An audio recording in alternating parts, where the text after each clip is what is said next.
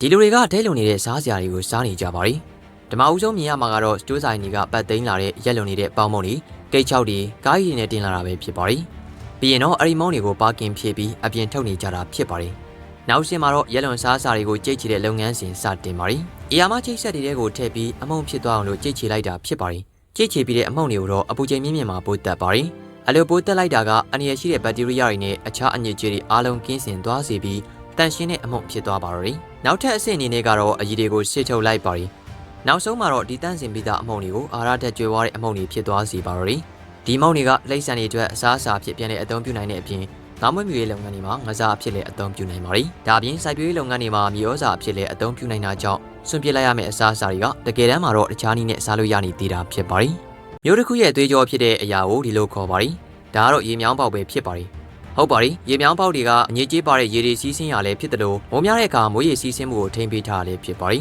ဒီလိုမျိုးရဲ့အရေးကြီးဆုံးလေပတ်မှုစနစ်တစ်ခုကိုဒီလိုတိစောက်ထားတာဖြစ်ပါရီဓမ္မဆုံးစတူယန်ပုံကျင်းတစ်ခုကိုတူးလိုက်ပါရီမြေပြိုတာဘာညာမဖြစ်အောင်လို့ဘေးကနေတစ်သားချောင်းတွေဒါမှမဟုတ်တစ်သားပေါင်တွေဆင်ထားရပါရီပြီးရင်တော့အထဲမှာအုပ်စီရမှာဖြစ်ပါရီအုပ်စီဖို့အတွက်အနက်ကြီးတီစီရမှာဖြစ်လို့လုံသားတစ်ယောက်ကိုကျိုးနဲ့ဆွဲပြီးအောက်ကိုချကစီခိုင်းနေတာတွေ့ရမှာဖြစ်ပါရီ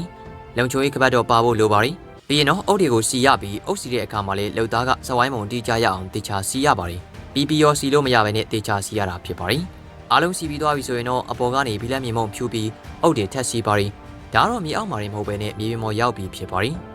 ပြီးတာနဲ့အဲ့ဒီအုတ်တွေထဲမှာဘီလက်မြေတွေထက်ဖြည့်ပါတယ်ပြီးရင်တော့ခိုင်ခန့်မှုအတွက်တန်ချောင်းတွေကိုအလဲကထည့်လိုက်ပါတယ်တန်ချောင်းတွေပေါ်ကနေဘီလက်မြေတွေထက်အုပ်လိုက်ရင်တော့ဒီရေးကြီးလေပတ်မှုစနစ်ကိုတိစောက်ပြီးသွားပြီဖြစ်ပါတယ်ဒီလိုနည်းနဲ့လောက်တာကနှစ်ပေါင်း90လောက်တက်တန်းခံနိုင်တာမလို့ပရိသတ်ကြီးတို့ထဲမှာအင်ဂျင်နီယာလောင်းတွေများပါခဲ့ရင်မတ်မတ်သားသားထားပြကြဖို့ပြောချင်ပါရီရုရှားသားတွေကတော့ငါးတွေကိုမီးခိုးတိုက်စားကြပါရီရေချောင်းတွေရေကန်တွေနဲ့ပင်လယ်တွေကနေရရှိလာတဲ့လက်ဆက်တွေငါးတွေကိုပထမအဦးဆုံးစားရည်စိမ့်ပြီးတော့အသားထဲမှာရှိတဲ့အဆိုဓာတ်လျှော့ချပြီးဘက်တီးရီးယားတွေမပေါက်ပွားနိုင်အောင်လို့ပြုလုပ်ကြပါရီရုရှားလူမျိုးတွေကတစ်သီးပင်တွေရဲ့တစ်သားတွေကိုအသုံးပြုပြီးမီးခိုးတိုက်လေးရှိကြပါရီပန်းသီးပင်ချယ်ရီပင်ဒါမှမဟုတ်တစ်တော်သီးပင်တွေရဲ့တစ်သားတွေကမီးခိုးနုနုလေးနဲ့ချုံများရဲ့ရနံ့ကိုပေးစွမ်းတာကြောင့်ငါရဲ့မူလအရသာကိုမဖုံးလွှမ်းမင်းနဲ့ပိုပြီးထူခြားသွားစေပါရီ